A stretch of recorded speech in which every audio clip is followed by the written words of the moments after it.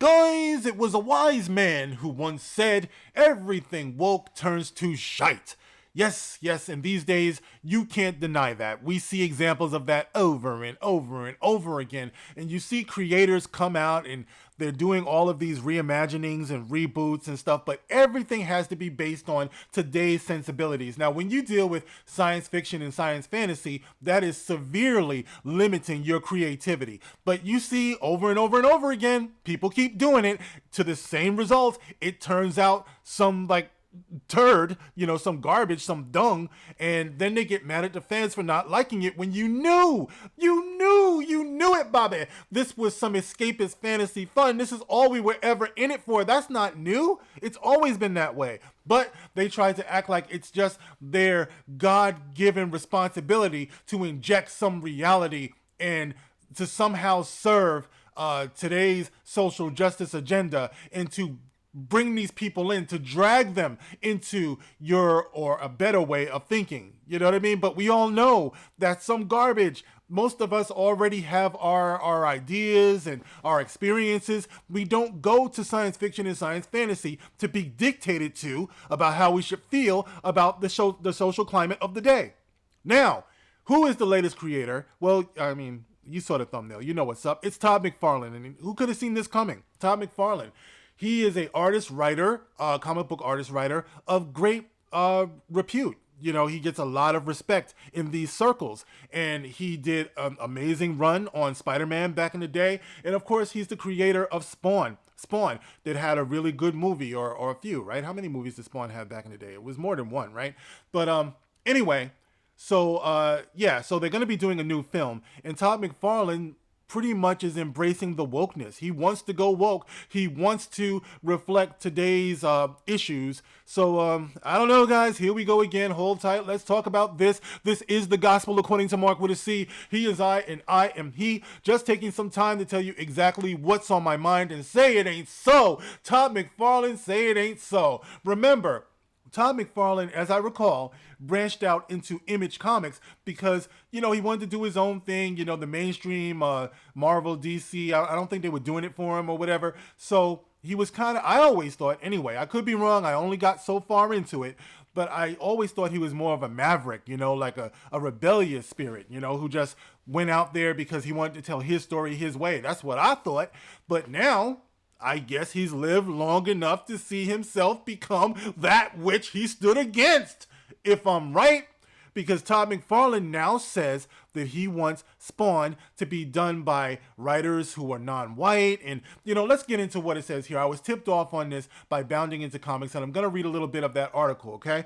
So it says here, the creator, Todd McFarlane, then revealed one of the key things he was looking for was a non-white writer.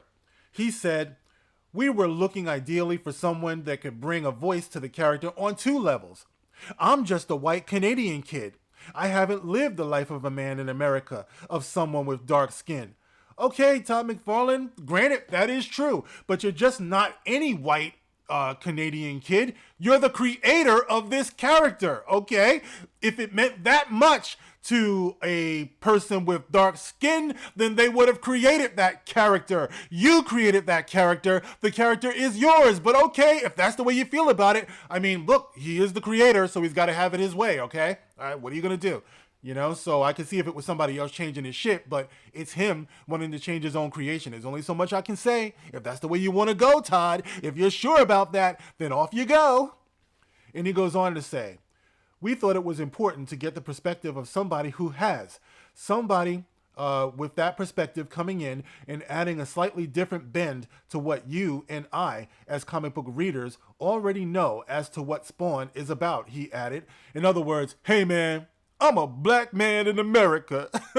Isn't that what the Falcon said? The new Captain America. Oh, you don't know who you're talking to. I'm a black man in America. But guess what? Spawn, man. Isn't Spawn about hell and shit like that? I've never been to hell. I don't know about you. I mean, my job, doesn't count. It's pretty close, but no, I've never been to hell. So how much experience would anybody be able to draw from, dark or light skin? You know what I'm saying? I'm a black man in hell, man. You don't know.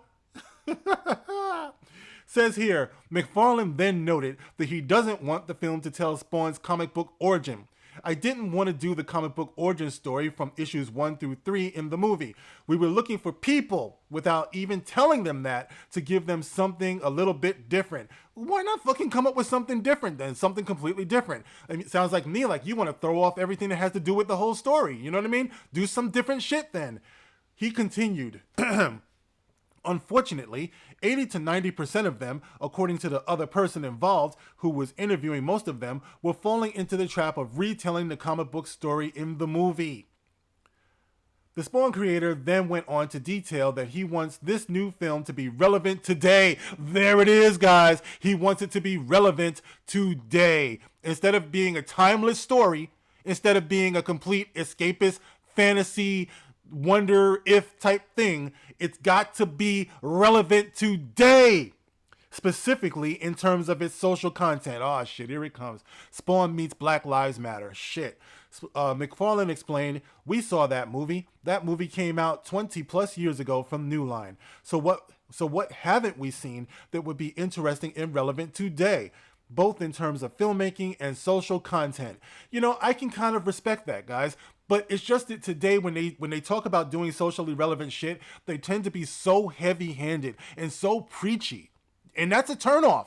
You know, in this particular space that we're in, talking about science fiction, science fantasy, comic books, and things like that, everything has to really rely on a sense of metaphor.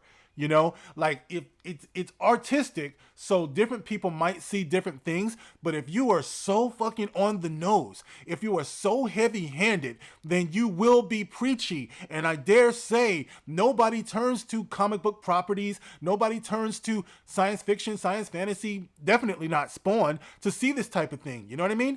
But here he is going down that road. Let me see if there's anything else worth repeating here. Okay, so they make their own point here. So I'm going to leave the article in the description so you can check it out yourself, guys. But here you have it, man. Todd McFarlane, dog, homie. Why, bruh? Why would you be doing this? Why would you go out of your way to forsake or practically apologize for the classic legendary character that you came up with? You know what I'm saying? Like, I mean, I don't know, bro. I don't know. It's like I said before, I don't know who's giving these people their marching orders, because they all do it. And when it doesn't go the way they want it to go, then they all turn on their audience and act like it's something we just weren't ready for because we're a bunch of racists, or, you know, and then they want to fall back on, well, we just did it for those people. But listen, guy, I grew up, I have many Spawn comics. It's like, you don't have to do that for me. I already accepted it the way it was. I love the movie. Plenty of people love the movie. You know, just be true to what it is. But anyway, guys, what do you think about this? Spawn, Todd McFarlane wants Spawn to be more socially relevant, and he doesn't want any white writers. He wants non-white writers to write the film and just make it, I don't know what the fuck he's going for. But guys, get in the comment section. Let me know how you feel about this. I mean, we keep going around and around on this. And as always, you can like, you can share, you can subscribe. Catch me on Twitter. If not, I'll catch you in the next one. Thank you for listening, guys. This is The Gospel According to Mark with a C. Rock on.